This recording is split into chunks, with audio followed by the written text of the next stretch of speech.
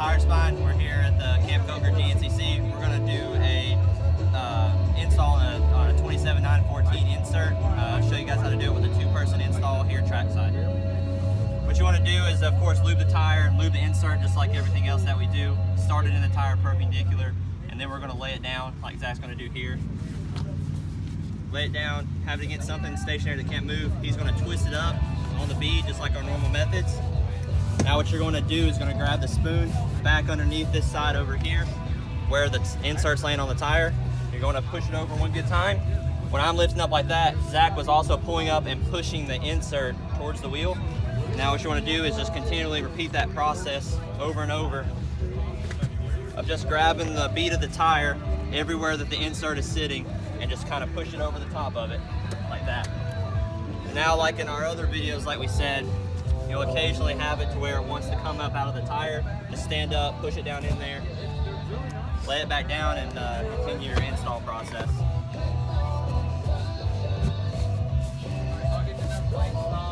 Again, he twisted up there. I used a spoon, lifted the bead over the insert. You're not trying to cram the insert under the bead, you're just trying to lift the bead up so the insert can go underneath it. What he's doing now is to the point where he had lubed before we got there. Now he's going to finish lubing the rest of the insert, that way we can push the rest of the install of it into the tire.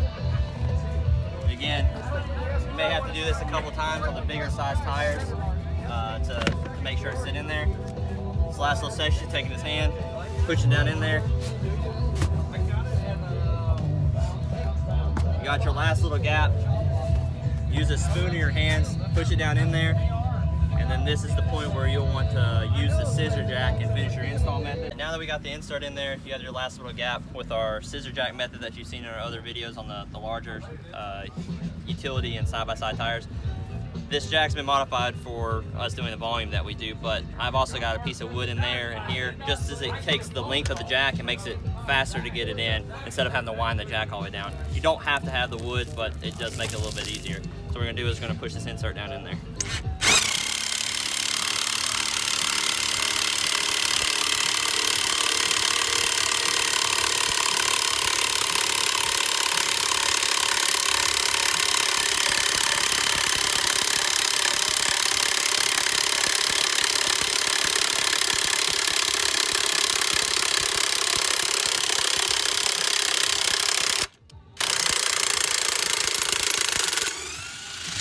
Now we've got the insert down in there. Now you got the insert down in here. You can sometimes have a gap like this where it doesn't push on in there. What you do is you take your jack and again, push down on the part that's hanging up, and that'll push it flush. That way when you go to push your wheel in, the wheel will push in much easier and flush. So, and again, we use the wood just because it covers distance for us faster.